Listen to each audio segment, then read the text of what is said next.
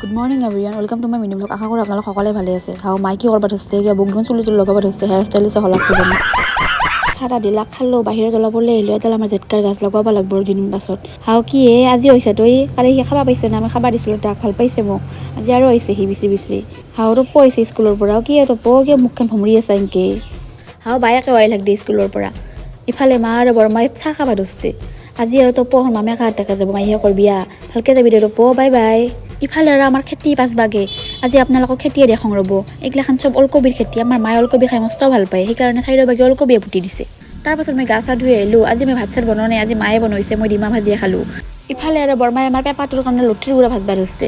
এইখান কিবা বনাইছিলোঁ, একোৱে নহ'লাক, লৈ গৈছে। তাৰপাছত আৰু ঠেনাত ৰাতিৰ ভাত বনাব আহিলোঁ।